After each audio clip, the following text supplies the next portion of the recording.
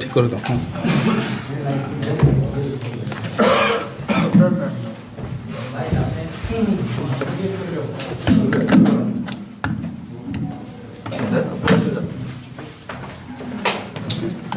শুরু করবো?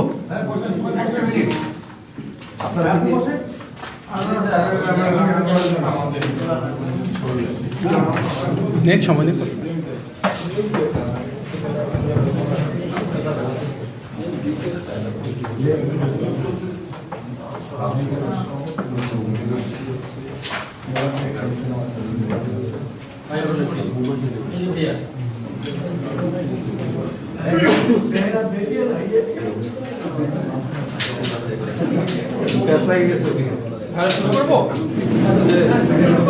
আপু আপনাকে দিয়ে দেন, মাথাটা দিয়ে দেন, মাথাটা দিয়ে দেন, আপনি ঠিক করছেন।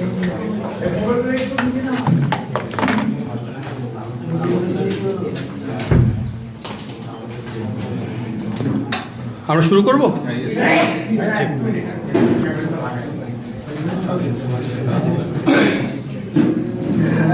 12টায় ব্রিফিং করার কথা, 11 বাজে, তারপরে বলেন 1 মিনিট।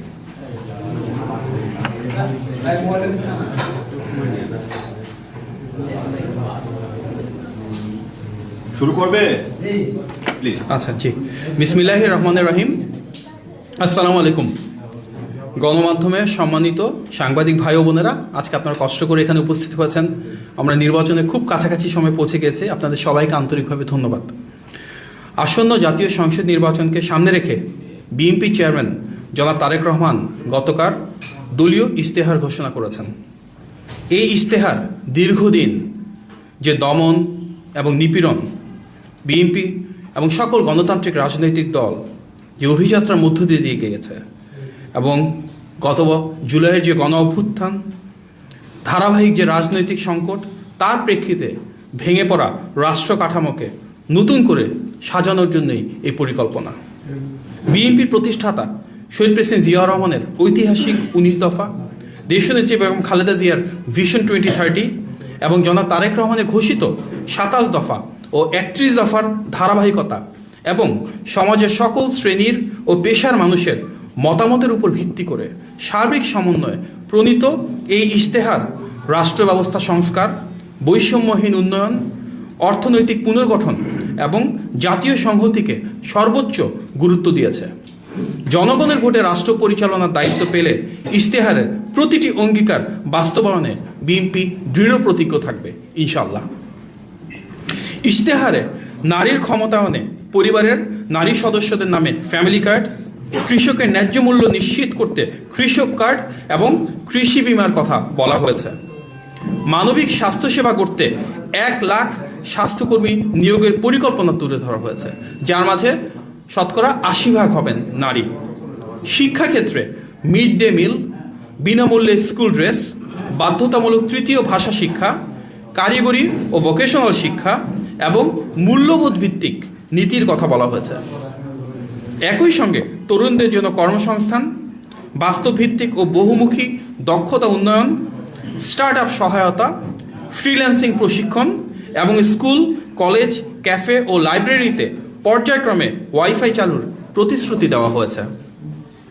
পরিবেশ সুরক্ষা, ক্রীড়া উন্নয়ন, ধর্মীয় ও সামাজিক সম্প্রীতি, ডিজিটাল অর্থনীতি এবং প্রবাসী ও বিশেষ চাহিদা সম্পন্ন জনগোষ্ঠীর কল্যাণেও সুস্পষ্ট রূপরেখা তুলে ধরা হয়েছে। বিচার বিভাগের স্বাধীনতা, দুর্নীতির বিরুদ্ধে কঠোর অবস্থান, সকল ধর্মাবলম্বী মানুষের ধর্ম পালনের ক্ষেত্রে ধর্ম যার যার রাষ্ট্রসভার নীতি এবং তার উপর ভিত্তি করে সামগ্রিকভাবে সবার আগে বাংলাদেশ মূলমন্ত্রে গণতন্ত্র ও সার্বভৌমত্ব প্রতিষ্ঠার অঙ্গীকার করা হয়েছে। 2034 সালের মধ্যে $1 ট্রিলিয়ন অর্থনীতি গড়ার লক্ষ্যে জনাব তারেক রহমানের নেতৃত্বে আগামীর বিএনপি সরকার ইনশাআল্লাহ একটি ন্যায়ভিত্তিক, সমন্বিত ও শক্তিশালী বাংলাদেশ গড়ে তুলবে। আজকের দিনের শুরুতেই আমরা দেখলাম বিশ্বখ্যাত গণমাধ্যম রয়টার্স বিএনপি চেয়ারম্যান জনাব তারেক রহমানের নেওয়া একটি সাক্ষাৎকারের উপর বিশেষ প্রতিবেদন প্রকাশ করেছে। তারা জনাব তারেক রহমানকে আগামীর প্রধানমন্ত্রী হওয়ার পথে সবচেয়ে এগিয়ে আছেন বলে সুস্পষ্টভাবে উল্লেখ করেছেন। আপনারা জানেন যে গত বেশ কয়েকদিন ধরে বিশ্বব্যাপী জনপ্রিয় গণমাধ্যম দ্য ইকোনমিস্ট এবং দ্য ডিপ্লোম্যাটের নেওয়া বিএনপি চেয়ারম্যান জনাব তারেক রহমানের দুইটি পৃথক সাক্ষাৎকার ব্যাপকভাবে আলোচিত হচ্ছে। দুটি সাক্ষাৎকারই আগামীর বাংলাদেশ নিয়ে তার চিন্তা ভাবনা উঠে এসেছে এবং বিভিন্ন গ্রহণযোগ্য জরিপের ভিত্তিতে তারা জনাব তারেক রহমানকে আগামীর বাংলাদেশের প্রধানমন্ত্রী হিসেবে উল্লেখ করেছেন, যা জাতিকে অনুপ্রাণিত করেছে। উপস্থিত প্রিয় সাংবাদিক ভাই বোনেরা, আমি এবার আপনাদেরকে বিএনপি চেয়ারম্যান জনাব তারেক রহমানের ঢাকা মহানগর উত্তর এবং ঢাকা মহানগর দক্ষিণে বিভিন্ন নির্বাচনী আসনে আগামী 2 দিনে জনসভার বিষয়ে অবহিত করছি। আগামীকাল 8ই ফেব্রুয়ারি রবিবার তিনি ঢাকা মহানগর উত্তরের 6টি নির্বাচনী আসনের জনসভায় যোগদান করবেন। ঢাকা 17 আসনে জনাব তারেক রহমানের নিজ নির্বাচনী এলাকায় ইসিবি চত্বরে দুপুর 2টায়, ঢাকা 16 আসনে জনাব আমিনুল হকের নির্বাচনী এলাকায় পল্লবী 2 নম্বর ওয়ার্ড লালমাঠ তথা মেট্রো স্টেশনের পাশে দুপুর 2:40 ঢাকা 15 আসনে জনাব শফিকুল ইসলাম খান মিল্টনের নির্বাচনী এলাকায় মিরপুর 10 নং গোল চত্বর সংলগ্ন সেনপাড়া পর্বতে আদর্শ উচ্চ বিদ্যালয়ে দুপুর 3:30 ঢাকা 14 আসনে সানজিদা ইসলাম তুলির নির্বাচনী এলাকায় ন্যাশনাল বাংলা উচ্চ বিদ্যালয়ে, যেটি মিরপুর মডেল থানার বিপরীতে, সেখানে বিকেল 4:20 ঢাকা 13 আসনে ববি হাজ্জাজের নির্বাচনী এলাকায় শ্যামলী সিনেমা হলের পশ্চিম পাশে শ্যামলী ক্লাব মাঠে বিকেল 5:10 এবং ঢাকা 11 আসনে জনাব এম এ কাইয়ুমের নির্বাচনী এলাকায় বাড্ডার সাঁতারকুলে স্যান্ড ভ্যালি মাঠে সন্ধ্যা 6টায় জনাব তারেক রহমান বক্তব্য রাখবেন। সুতরাং আগামীকাল ঢাকা উত্তরে উনি 6টি নির্বাচনী জনসভায় দিনব্যাপী বিভিন্ন রকমের কর্মসূচিতে বক্তব্য রাখছেন। তারপর দিন অর্থাৎ 9 ফেব্রুয়ারি সোমবার জনাব তারেক রহমান তার নিজের নির্বাচনী এলাকা এবং ঢাকা মহানগর দক্ষিণে 60টি সহ মোট 8টি নির্বাচনী জনসভায় যোগদান করবেন। ঢাকা 17 আসনে তার নিজের নির্বাচনী এলাকায় বনানী কামাল আতাতুর্ক এভিনিউ খেলার মাঠে সকাল 11টায়, ঢাকা 10 আসনে শেখ রবিউল আলম রবির নির্বাচনী এলাকা কলাবাগান ক্রীড়াচক্র মাঠে দুপুর 12টায়, ঢাকা 8 আসনে জনাব মির্জা আব্বাসীর নির্বাচনী এলাকায় পীর জঙ্গি মাজার রোডে দুপুর 1টায়, ঢাকা 9 আসনে জনাব হাবিবুর রশিদ হাবিবের নির্বাচনী এলাকায় বাসাবো তরুণ সংঘ মাঠে দুপুর 2টায়, ঢাকা 5 আসনে জনাব নবিউল্লাহ নবীর এলাকায় যাত্রাবাড়ি শহীদ ফারুক রোডে দুপুর 3টায়, ঢাকা 4 আসনে জনাব তানভীর আহমেদ রবিনের নির্বাচনী এলাকায় জুরাইন দয়াগঞ্জ রোডে বিকেল 4টায়, ঢাকা 6 আসনে জনাব ইশরাক হোসেনের নির্বাচনী এলাকায় ধূপখোলা মাঠ, সেখানে বিকেল 5টায়, এবং ঢাকা 7 আসনে জনাব হামিদুর রহমান হামিদের নির্বাচনী এলাকায় লালবাগ বালুর মাঠে সন্ধ্যা 6টায় নির্বাচনী জনসভায় জনাব তারেক রহমান যোগদান করবেন। সুতরাং আগামী পরশু দিন ওনার নিজের নির্বাচনী এলাকা ঢাকা 17 এবং ঢাকা মহানগরের 60টি সহ মোট 8টি জনসভায় তিনি বক্তব্য রাখবেন ইনশাল্লাহ। প্রিয় সাংবাদিক ভাই ও বোনেরা, এবার আমি উদ্বেগজনক কিছু বিষয় নিয়ে আপনাদের দৃষ্টি আকর্ষণ করছি। আমরা বিস্ময়ের সঙ্গে লক্ষ্য করেছি যে লক্ষ্মীপুরে ভোটে ব্যবহারের জন্য অবৈধ সিল উদ্ধারের ঘটনায় একটি প্রিন্টিং প্রেসের মালিক গ্রেফতার হয়ে আদালতে স্বীকারোক্তিমূলক জবানবন্দিতে বলেছেন যে জামাত ইসলামের একজন নেতার নির্দেশেই এসব সিল তৈরি করা হয়েছে। এমনকি তার হোয়াটসঅ্যাপে পাওয়া অর্ডারের তথ্য, জব্দকৃত আলামত ও সংশ্লিষ্ট প্রার্থীর সঙ্গে ঘনিষ্ঠতার প্রমাণও প্রাথমিক তদন্তে পাওয়া গিয়েছে, যা নির্বাচনকে প্রভাবিত করার একটি ষড়যন্ত্রের দিকে ইঙ্গিত দিচ্ছে। আমরা এই ঘটনার সঙ্গে জড়িত সবাইকে আইনের আওতায় আনার দাবি জানাচ্ছি, সুষ্ঠু তদন্ত চাচ্ছি এবং ইতিমধ্যে গণমাধ্যমে এই বিষয়গুলো আসা শুরু করেছে। আমরা পরিতাপের সঙ্গে লক্ষ্য করছি যে সেই রাজনৈতিক দলটি পরিকল্পিতভাবে ইলেকশন ইঞ্জিনিয়ারিংয়ের প্রস্তুতি নিচ্ছে বিভিন্ন জায়গায়। লক্ষ্মীপুরে সেই দলের নেতাদের দ্বারা ভোটের সিল তৈরির ঘটনা তারই প্রমাণ। পাশাপাশি আমরা বিভিন্ন জায়গা থেকে খবর পাচ্ছি যে ধর্মীয় অনুভূতিকে অপব্যবহার করে এবং জাল ভোট দেওয়ার উদ্দেশ্যে বিপুল সংখ্যক বোরখা এবং নিকাব প্রস্তুত করা হচ্ছে। এই পরিপ্রেক্ষিতে নির্বাচন কমিশনের প্রতি জোরালো আহ্বান জানানো যাচ্ছে যে প্রতিটি ভোট কেন্দ্রের নারী কক্ষে অবশ্যই পর্যাপ্ত সংখ্যক নারী পোলিং অফিসার নিয়োগ নিশ্চিত করতে হবে।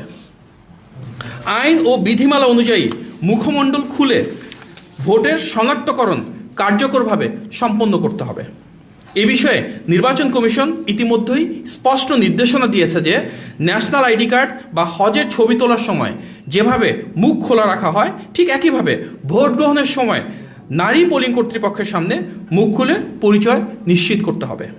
পাশাপাশি ভোটের স্বচ্ছতা ও বিশ্বাসযোগ্যতা রক্ষার সব রাজনৈতিক দলের পক্ষ থেকে নারী কক্ষে যথাসম্ভব নারী পোলিং এজেন্ট নিয়োগ নিশ্চিত করা অপরিহার্য এবং দায়িত্বশীল সকল রাজনৈতিক দলকে আমরা এই বিষয়ে সচেতন থাকার জন্য আহ্বান জানাচ্ছি। প্রিয় সাংবাদিক ভাই ও বোনেরা, এর আগেও আমরা দেখেছি উক্ত রাজনৈতিক দলটি বাড়ি বাড়ি গিয়ে এনআইডি ও বিকাশ নম্বর সংগ্রহ করেছেন। এসব ঘটনার কারণে জাল ভোটের আশঙ্কা উড়িয়ে দেওয়ার কোনো সুযোগ নেই। এমনকি অতিরিক্ত ব্যালট ছাপানোরও প্রস্তুতির তথ্য আমরা পেয়েছি। এ বিষয়েও আমরা সবার সদয় কামনা করছি যেন সচেতন থাকেন। আমরা দেখলাম রাজধানীর পুরাতন ঢাকার সূত্রাপুরে সেই দলেরই একজন নেতার বাড়িতে অভিযান চালিয়ে ক্রিকেট খেলার 152টি স্ট্যাম্প উদ্ধার করেছেন আইনশৃঙ্খলা বাহিনীর সদস্যরা। তাহলে কি তারা নির্বাচনের সময় দেশব্যাপী সহিংসতার কোনো প্রস্তুতি নিচ্ছে? এমনই যদি হয় তবে এই বিষয়েও নজরদারি বাড়ানোর প্রয়োজন আছে বলে আমরা মনে করছি। আরেকটি গুরুতর বিষয়ে আপনাদের দৃষ্টি আকর্ষণ করছি, যেটি ইতিমধ্যে আপনারা নিশ্চয়ই জানেন, যে আসন্ন নির্বাচনে পর্যবেক্ষক নিয়োগে নানাবিধ অসঙ্গতি রয়েছে। উদাহরণস্বরূপ People's Association for Social Advancement অর্থাৎ পাশা নামের একটি নাম সর্বস্ব প্রতিষ্ঠান নির্বাচনে সর্বাধিক পর্যবেক্ষক নিয়োগের অনুমোদন পেয়েছে। মোট 55,454 জন দেশি পর্যবেক্ষকের মধ্যে কেবলমাত্র পাশারই রয়েছে 10,559 জন। যদিও বাস্তবে হবিগঞ্জের একটি গ্রামের বাসার একটি কক্ষই এই সংস্কার তথাকথিত কার্যালয় এবং লোকবল বলতে মূলত একজনই, যা ইতিমধ্যে গণমাধ্যমে প্রকাশ পেয়েছে। ইতিপূর্বে আমরা নির্বাচন কমিশনে অবহিত করেছি যে পর্যবেক্ষকের নামে বেশ কিছু প্রতিষ্ঠানের একটি বিশেষ রাজনৈতিক দলের সাথে সংশ্লিষ্টতার বিভিন্ন অভিযোগ আসছে। আমরা মনে করি এইসব বিষয়ে একটি সুষ্ঠু নির্বাচন অনুষ্ঠানের পথে অন্তরায়। অতএব একটি অবাধ, সুষ্ঠু ও নিরপেক্ষ নির্বাচন আয়োজনের জন্য যে লেভেল প্লেইং ফিল্ড প্রয়োজন সেটি নিশ্চিত করতে প্রয়োজনীয় ব্যবস্থা গ্রহণের জন্য আমরা নির্বাচন কমিশন ও অন্তর্বর্তী সরকারের প্রতি আবারও আহ্বান জানাচ্ছি। আজকের এই সংবাদ সম্মেলনে উপস্থিত হয়ে আমাদের বক্তব্য ধৈর্য ধরে শোনার জন্য আপনাদের সবাইকে আন্তরিক ধন্যবাদ। আসসালামু আলাইকুম। একটা প্রশ্ন ছিল, সেটা হচ্ছে আপনি বললেন অতিরিক্ত ব্যালট ছাপানোর বিষয়টা নজরে আসছে। কেউ যদি গোপনে অতিরিক্ত ব্যালট পকেটে 12-10টা আমি যদি নিয়ে গিয়ে যদি একটার সাথে আরো দিয়ে দিই, সেক্ষেত্রে আপনাদের করণীয় কি? আমার পকেট চেকিং এর কি ব্যবস্থা? এই বিষয়ে তো আমরা ইসিকে বলছি যেন নির্বাচন কমিশন বিধিমালা অনুযায়ী আরও শক্তিশালী অবস্থান গ্রহণ করেন এবং ভোটটা যখন রাখা হবে বক্সে সেটা যেন একটা স্বচ্ছ প্রক্রিয়ার ভেতরে হয়। যারা পোলিং এজেন্ট রয়েছেন ওনারা যেন সবাই দেখতে পারেন কিভাবে সেটা রাখা হচ্ছে এবং তারপর সেই পোলিং সেখানে ব্যালট রাখার পরে বক্সটা যখন পরিবহন করা হবে কোথা থেকে কোথায় যাচ্ছে এভরি পয়েন্টে যেন ট্রান্সপারেন্সি থাকে, আরও স্বচ্ছতা থাকে, সেটা আমাদেরকে নিশ্চিত করতে হবে। অতিরিক্ত ছাপানো এটা কি নির্বাচন কমিশন ছাপাচ্ছে? আপনাদের কমপ্লেইন কি, নাকি অন্যরা? না, নির্বাচন কমিশন ছাপাচ্ছে না, অন্যান্যরা ছাপাচ্ছে বলে তো আমরা সোশ্যাল মিডিয়াতে দেখছি, মূলধারা গণমাধ্যমে আসছে। কারা ছাপাচ্ছে? কারা ছাপাচ্ছে এটা তো আমরা সবাই জানি। নির্দিষ্ট রাজনৈতিক দল যারা করছেন। আমাদের মূল উদ্দেশ্য কি? নির্বাচনটা যেন লেভেল প্লেইং ফিল্ড থাকে, নির্বাচনটা যেন অবাধ, সুষ্ঠু এবং গ্রহণযোগ্য হয়। সুতরাং প্রতিটি দায়িত্বশীল রাজনৈতিক দলকে আমরা আহ্বান জানাবো যেন সবাই যার যার জায়গা থেকে কাজ করেন। আচ্ছা, আজকে তো 7 তারিখ, নির্বাচনের বাকি আর মাত্র কয়েকদিন। এই 7 তারিখে এসে আপনারা বলছেন লেভেল প্লেইং ফিল্ড তৈরির জন্য আহ্বান জানাচ্ছেন নির্বাচন কমিশনকে। তাহলে কি লেভেল প্লেইং ফিল্ডটা এই মুহূর্তে নেই? আমাদের সবসময় তো প্রত্যাশা শতভাগ লেভেল প্লেইং ফিল্ড। দেখুন, আমরা পোস্টাল ব্যালটের ক্ষেত্রে দেখেছি যে সেখানে আমাদের ধানের শীষের যে প্রতীক সেটা কিন্তু সহজে দৃশ্যমান ছিল না। আমাদের প্রতিদ্বন্দ্বী রাজনৈতিক দলগুলো সেটা আরও বেশি দৃশ্যমান ছিল। সুতরাং শতভাগ লেভেল প্লেইং ফিল্ড বলতে আমরা যেটা বুঝি সেখানে প্রত্যেকে সমানভাবে ইকুয়ালিটি পাবে, ফেয়ারনেস পাবে, সেটা ইনশিওর করার জন্য আমাদের আগামী 5 দিনে সবাইকে উদ্যোগ নিয়ে সমন্বিতভাবে কাজ করতে হবে। অন্যরা তো বলছে যে লেভেল প্লেইং ফিল্ড তারা পাচ্ছে না, মানে বিএনপি বেশি ফেভার পাচ্ছে নির্বাচন কমিশনে। আমরা কি দৃশ্যমান যে প্রমাণ তা দেখতে পাচ্ছি? মনে হচ্ছে না। দৃশ্যমান প্রায় প্রতিটা বিষয়েই কিন্তু আমরা এনআইডি বা বিকাশের ক্ষেত্রে যে অভিযোগগুলো দেখছি, আমরা বিভিন্ন জায়গায় পোস্টাল ব্যালটের ক্ষেত্রে যেটা দেখেছি, ধানের শীষের বিভিন্ন জায়গায় যে সমস্যাগুলো দেখছি, সবই তো আমাদের বিরুদ্ধে যাচ্ছে। আর আমাদের ওই পর্যবেক্ষকদের কি বাতিল করার আপনারা দাবি জানাচ্ছেন কিনা, যে ওই যে পাশান ওইটা একটু ডিটেইলে যদি বলতেন। আমরা এটিকে নির্বাচন কমিশনকে আহ্বান জানাচ্ছি, ওনারা আগে অভ্যন্তরীণভাবে তদন্ত করুক এবং ওনারা বের করুক কী ঘটেছে এখানে। পূর্ণাঙ্গ তথ্য উপাত্ত পেলে স্বাভাবিকভাবে আমরা সামনের দিনগুলোতে সে করে নিয়ে আরও আলোচনা করব। ইতিমধ্যে তো আপনারা দেখছেন সোশ্যাল মিডিয়াতে এসে মূলধারা গণমাধ্যমে এসেছে, আপনার সাংবাদিকরা যারা রয়েছেন অনেকেই খুব গুরুত্বপূর্ণ ভূমিকা পালন করেছেন এই বিষয়গুলো সামনে আনার জন্য। সুতরাং আমরা নির্বাচন কমিশনকে আহ্বান জানাবো, ওনারাও যেন ওনাদের দিক থেকে যতটুকু করণীয় সে কার্যকর পদক্ষেপটুকু গ্রহণ করেন। কিন্তু আপনারা তো বাতিলেরও দাবি করছেন না, এটা স্পষ্ট করে তো বাতিলেরও দাবি করছেন না। আমরা পূর্ণাঙ্গ তথ্যটা পেয়ে নেই, আমরা তো এখন পর্যন্ত জানি নাম্বারগুলো এবং সেটা কোথায় আছে, নাম সর্বস্ব প্রতিষ্ঠান। আমরা স্বাভাবিকভাবে এটা নিয়ে নির্বাচন কমিশনকে অবহিত করছি এবং তারপরে দেখি ওনারা কী ধরনের সিদ্ধান্ত নেন। এবারে নির্বাচনে তো আওয়ামী লীগ নেই, কিন্তু তাদেরকে যারা ভোট দিতেন কিছুটা অংশ তো আছে পার্সেন্টেজ, তারা তো এবার নির্বাচনে ভোট দিতে যাবে, হয়তো বা কেউ নাও যেতে পারে, কিন্তু সবাইকে ভোটদানে অংশগ্রহণ করুক সেটা তো আপনারাও চাচ্ছেন, অন্যান্য রাজনৈতিক দলও চাচ্ছে। একটা জরিপে দেখা গেছে যে বিএনপিকে এই ভোটাররা যারা আওয়ামী লীগকে ভোট দিতে তাদের 48% উপরে বিএনপিকে ভোট দিবে, আর আপনার 29% হচ্ছে জামায়াতকে দিবে, আর বাকিরা 6 নানান ইয়েতে আছে। আপনারা কি এই জরিপটা সঠিক মনে করছেন, বা আপনাদের নিজস্ব কোনো জরিপ আছে কিনা যে তারা আসলে এবারে ভোটটা কোন দিকে বেশি দিবে?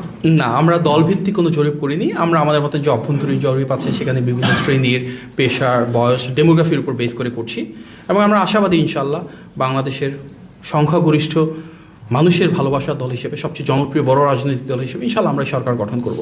এখানে নির্দিষ্ট রাজনৈতিক মতাদর্শে কাউকে নিয়ে আমরা পৃথক কোনো জরিপ করছি না। কিন্তু এই ইয়েটা যে দিয়েছে জরিপটা, এটা কি আপনারা এটা ডিটেলস আসলে আমি ব্রেকডাউনটা দেখিনি, আমি শুনেছি, বাট ডিটেলে গিয়ে কীভাবে তারা রিসার্চ মেথোডোলজি কী, কী কোশ্চেন এসছে, সার্ভেতে কতজন আছেন, এখানে ডিটেল ইনফরমেশনটা প্রয়োজন আছে। ধন্যবাদ। গতকালকে জামায়াতের আমির ডক্টর শফিকুর রহমান সামাজিক যোগাযোগ মাধ্যমে জনাব তারেক রহমানকে ট্যাগ করে মেনশন করে একটা পোস্ট করেছেন, আপনি মিনিস্ট্রি খেয়াল করেছেন অথবা এই জায়গায় ডিবেটের জন্য, যে পলিসি ডিবেট টাইপ ডিবেটের জন্য উনি অংশগ্রহণ করার জন্য, এক্ষেত্রে দলের পক্ষ থেকে বা জনাব চেয়ারম্যান মহোদয় যিনি আছেন ওনার পক্ষ থেকে কোনো ধরনের আলাপ আলোচনা হয়েছে কিনা? গতকাল গভীর রাতে আমিও এই ফেসবুক পোস্টটা দেখেছি। জনাব তারেক রহমানের সাথে আমার ব্যক্তিগতভাবে কোনো কথা হয়নি এই বিষয়ে, তবে আমার কাছে মনে হচ্ছে ফেসবুকে একটা পোস্ট করা এবং জনাব তারেক রহমানের অ্যাকাউন্টকে ট্যাগ করা বেশ চটকদার একটা বিষয়। আগামীকালকে এবং আমি পরশুদিন যে শিডিউল আছে বিএনপির এবং আমাদের চেয়ারম্যান মহোদয়, আপনারা নিশ্চয়ই দেখছেন এটা যথেষ্ট প্যাকড। কতটুকু সময় আমাদের পক্ষে সেখানে বের করা সম্ভব সেটি নিয়ে কাজ করতে হবে। তবে নির্বাচনী দীর্ঘ পথযাত্রায় একদম প্রচারণার ঠিক 2-3 দিন আগে ফেসবুকে পোস্ট করা, ট্যাগ করা, হয়তো এটিও সোশ্যাল মিডিয়াতে ভাইরাল হওয়ার একটা কৌশল হতেও পারে। তবে আমরা বলি কি, এই যে পলিসি ডিবেটের কথা বলা হচ্ছে, বিএনপি তো হুট করে পলিসিটা দেয়নি। আপনারা 2013 সালে জুলাই মাসে জনাব তারেক রহমানের একটা বক্তব্য যদি দেখেন, ফেসবুকে আছে, ইউটিউব আছে, একটা ইফতারের প্রোগ্রামে উনি যে বক্তব্য দিয়েছিলেন তার অনেকটারই কিন্তু প্রতিফলন আমরা ইলেকশন ম্যানিফেস্টোতে দেখেছি বিএনপির। অর্থাৎ 2013 সালে উনি যে বক্তব্য দিয়েছিলেন সেটি কিন্তু তারও আগে প্রায় কয়েক দশকের রাজনৈতিক অভিজ্ঞতার উপর ভিত্তি করে প্রতিষ্ঠিত ছিল। আমরা দেখলাম জনাব তারেক রহমান গত প্রায় 1 যুগের বেশি সময় ধরে অনেকগুলো সুবিস্তৃত সুনির্দিষ্ট পলিসির কথা বলেছেন। হয়তো ফ্যাসিবাদের সময় যখন আইন আদালতের মাধ্যমে ওনার বাক স্বাধীনতা হরণ করে ওনার বিভিন্ন বক্তব্য প্রচারে বাধা দেওয়া হয়েছিল, আপনারা সেগুলো হয়তো সেভাবে প্রচার করতে পারেননি, কিন্তু বিএনপি নির্বাচনী ইশতেহারে কিন্তু ওনার সেই বক্তব্য বিবৃতির আলোকে, ওনার দেওয়া পলিসির আলোকেই নির্ধারিত হয়েছে। এবং গত 1.5 বছর ধরে ফ্যাসিবাদের পতনের পর আপনি দেখবেন ওনার অনেকগুলো বক্তব্যে প্রত্যেকটা সেক্টর, প্রত্যেকটা শ্রেণীর, প্রত্যেকটা পেশার মানুষের জন্য উনি তুলে ধরেছেন কী করতে চাচ্ছেন, এবং আমাদের নির্বাচনী ইশতেহারে তারই প্রতিফলন ঘটেছে। ওনার অনেক ফেসবুক পোস্ট আছে, এক্স অ্যাকাউন্টে পোস্ট রয়েছে, আপনারা দেখবেন সেখানে যেগুলো উনি বলেছেন তারই প্রতিফলন এই নির্বাচনী ইশতেহারে এসেছে। সুতরাং এই দীর্ঘ সময় ধরে কোনো আলোচনা, কোনো সমালোচনা, কোনো যৌক্তিক বয়ান তৈরি না করে হুট করে নির্বাচনের আগে এসে এই পলিসিগুলো, যেগুলো 1 বছরের বেশি সময় ধরে সারা বাংলাদেশের মানুষ দেখছে, সেগুলো নিয়ে পলিসি ডিবেটটা কেন, এটা যেমন একটা প্রশ্ন রাখে। একই সাথে আমার জানা মতে জামাতের যিনি আমির রয়েছেন, ওনার কোনো পলিসি পোস্ট আমি গত 1.5 বছরে তো দেখিনি, তার আগে গত 16 বছর 18 বছর কখনোই দেখিনি। জনাব তারেক রহমানের নেতৃত্বে বিএনপি থেকে আমরা যে ম্যানিফেস্টো করেছি, ডিফারেন্ট প্রফেশনাল টিমসরা কাজ করেছে, ওনার ভিশনটাকে সামনে রেখেই জামাতের আমিরের ক্ষেত্রেও কি এটাই প্রযোজ্য, নাকি ওনার টিম মেম্বাররা করেছেন, উনি যে শুধু ওয়াকিবহল হচ্ছেন, সেটা আমরা জানি না ডিটেল। আর একটি রাজনৈতিক দল হিসেবে যদি দেখেন, বিএনপি সর্বপ্রথম ভিশন 2030 দিয়েছিল ফ্যাসিবাদের রক্তচক্ষুকে উপেক্ষা করে। দেশনেত্রী বেগম খালেদা জিয়া সেটি ঘোষণা করেছিলেন 2016 সালে। 2022 সালে আমাদের নেতা জনাব তারেক রহমান 27 দফা প্রণয়ন করেছিলেন, এবং 2023 সালে যুগপৎ আন্দোলনের শরিক সব রাজনৈতিক দলকে এক করে 31 দফা প্রণয়ন করেছিলেন। গত 1.5 বছরে আমরা কিন্তু সেই 31 দফা নিয়ে বাংলাদেশের প্রতিটি বিভাগ, জেলা, উপজেলা, ইউনিয়ন, ওয়ার্ড পর্যায়ে সাংগঠনিকভাবে কথা বলেছি। বাংলাদেশের প্রতিটি শ্রেণী এবং পেশার মানুষের সাথে সম্পৃক্ততা গড়ে তুলেছি। তার উপর ভিত্তি করে কিন্তু সংযোজন, বিয়োজন এবং পরিবর্তনের উপর আমরা এই ম্যানিফেস্টোটা প্রণয়ন করেছি। সুতরাং আমাদের যে ম্যানিফেস্টো, এখানে গণমানুষের আবেগ আকাঙ্ক্ষার প্রতিফলন রয়েছে। আমাদের নেতা জনাব তারেক রহমানের সুনির্দিষ্ট বহু দশকের যে পরিকল্পনা, যে রূপকল্প রয়েছে, সেটা প্রতিফলন রয়েছে। যে আমাদের ক্ষেত্রে সেটি প্রযোজ্য যে ওনারা এই ফ্যাসিবাদের দীর্ঘ সময়ে একটিবারের জন্য কোনো পলিসি নিয়ে আলাপ করেছেন, কোনো সংস্কারের বিষয়ে কথা বলেছেন বলে আমাদের জানা নাই। সুতরাং দুটো কনটেক্সটটা ভেরি ডিফারেন্ট। বিএনপি গণমানুষের দল হিসেবে এবং সবসময় জানতো যে রাষ্ট্র পরিচালনার সুযোগ আসবে ফ্যাসিবাদের পতনের পর একটা অবাধ, সুষ্ঠু, গ্রহণযোগ্য নির্বাচনের জন্য। সেই প্রস্তুতি নিয়ে আমরা দীর্ঘদিন ধরে কাজ করেছি। আমাদের কোনো পলিসি কিন্তু হুট করে আসে নাই। প্রত্যেকটা পলিসিরই একটা ডিফারেন্ট স্টোরি রয়েছে, প্রত্যেকটা পলিসির জন্য ডিফারেন্ট কনসালটেশন প্রসেস রয়েছে, এবং এই দীর্ঘ সময় কিন্তু এগুলো নিয়ে কোনো আলোচনা হয়নি। নির্বাচনের ঠিক আগে দিয়ে হঠাৎ করে কেন এই কথাগুলো আসছে, আমার মনে হয় তার চাইতে আমাদের কাছে আরও বেটার হবে যে সবাই যদি যার যার পলিসিগুলো দিয়ে জনগণের মতামত নেয়। এবং আমরা ইতিমধ্যে দেখেছি, যেহেতু জনগণের মতামতের উপর ভিত্তি করে বিএনপির ম্যানিফেস্টো আলহামদুলিল্লাহ সেটি সমর্থিত হচ্ছে। অন্যদিকে যে দলটির কথা আপনি বললেন বা যিনি আমির সাহেব রয়েছেন, ওনার বক্তব্যে তো স্পষ্টতা প্রয়োজন। কিছু ক্ষেত্রে আমরা দ্বিচারিতা দেখতে পাচ্ছি। নারী বিষয়ে যদি বলি, আমরা দেখছি যে ওনার একটা এক্সপোস্টের বিষয়ে কথা হচ্ছে, সেটায় অবমাননাকর কথা হয়েছে, যার অনেকটুকুই কিন্তু আল জাজিরাতে ওনার যে ইন্টারভিউ, সেটির ধারাবাহিকতা। উনি প্রচণ্ড চাপে আছেন স্বাভাবিকভাবেই। সেখানে এই দ্বিচারিতা কেন, যেখানে একদিকে বলছেন ওনারা নাকি নারী থেকে মন্ত্রীও করবেন, অথচ ওনারা একজন নারী প্রার্থীকেও সংসদ সদস্য হিসেবে মনোনয়ন দেননি। তাহলে ওনারা ভবিষ্যতে সংরক্ষিত আসনে যাই পান সেখানে গিয়ে বা কাকে দিবেন? মন্ত্রণালয়ের কথা বলছেন, মন্ত্রী হিসাবে কাকে দেবেন? এগুলো তো স্পষ্টতা প্রয়োজন। ওনারা বলছেন 5 ঘন্টা কাজ করবেন, 8 ঘন্টার বদলে নারীদেরকে ঘরের দিকে নিয়ে যাবেন, বাট ওনাদের কথা বা আচরণের তো সেটা কোনো বহিঃপ্রকাশ নাই। আমাদের যারা নারী প্রার্থী রয়েছেন, সবচেয়ে বেশি নারী প্রার্থী বিএনপির, প্রত্যেকে সাইবার বুলিংয়ের শিকার হচ্ছেন, হ্যারাসমেন্টের শিকার হচ্ছেন, বিভিন্ন রকমের থ্রেটেনিংয়ের শিকার হচ্ছেন। তো নীতিগত ক্ষেত্রে আমি শুধু নারীর বিষয়ে যেহেতু বলি, সেই রাজনৈতিক দলটির তো বক্তব্যেরই ধারাবাহিকতা নাই, স্পষ্টতা নাই। আমার মনে হয় দেশের মানুষের আগে উপলব্ধি করা উচিত যে তাদের রাজনৈতিক অবস্থানটা কী প্রত্যেকটা বিষয়ে। দ্বিচারিতা না, একটি জায়গায় যদি আসে, যেমন বিএনপির ক্ষেত্রে তো আমরা বলি বিএনপি নারীর ক্ষমতায়নের দল। আমাদের সময় সবার আগে বিএনপিতে নারীদের জন্য আলাদা মন্ত্রণালয় প্রতিষ্ঠা করা হয়েছিল। দেশনেত্রী বেগম খালেদা জিয়ার সময় ক্লাস 12 পর্যন্ত ফ্রি এডুকেশন করা হয়েছিল। প্রেসিডেন্ট জিয়াউর রহমানের সময় বাংলাদেশের নারীদের জন্য পাবলিক এবং প্রাইভেট সেক্টরে সবচেয়ে বেশি কাজের ক্ষেত্র তৈরি করা হয়েছিল। গার্মেন্টস সেক্টরে সবচেয়ে বেশি নারীর ক্ষমতায়ন, সেটা বিএনপির হাত ধরে শুরু হয়েছিল। আমাদের নেতা জনাব তারেক রহমান বলছেন ফ্যামিলি কার্ডের মাধ্যমে নারীর ক্ষমতায়ন এবং সমৃদ্ধি নিশ্চিত করবেন। সো আমাদের পলিসির ইতিহাস রয়েছে, পলিসিগুলো যেভাবে বর্তমানে তৈরি করছি সেটার একটা সুবিস্তৃত মেথোডোলজির বা কর্মপরিকল্পনা রয়েছে, এবং আমরা চাই প্রত্যেকটা রাজনৈতিক দলের সেই ধারাবাহিকতা ধরে রেখেই সুস্পষ্টতা থাকুক। আপনার সবাইকে ধন্যবাদ। আসসালামু আলাইকুম। তারেক রহমান বলেছেন জনগণ চাইলে রাজনীতিতে ফিরতে পারেন শেখ হাসিনার সন্তানরা। এই কথার মাধ্যমে কি আসলে শেখ পরিবারের আবারও রাজনীতিতে ফেরার কোনো সম্ভাবনা আছে কিনা? মানে গত 6 ফেব্রুয়ারি উনি ব্রিটিশ বার্তা সংস্থাকে সাক্ষাৎকারে এই কথা বলেন, অলরেডি ব্রেকিং নিউজ হচ্ছে সব জায়গায়। কি বলেছেন? জনগণ চাইলে রাজনীতিতে ফিরতে পারেন শেখ হাসিনার সন্তানরা। আমার মনে হয় উনি বলেছেন আইনের অনুশাসন প্রতিষ্ঠার কথা, যে যারা যারা অপরাধী থাকবে অবশ্যই তাদের প্রত্যেকের ক্ষেত্রে সেখানে ন্যায় বিচার প্রতিষ্ঠা করতে হবে।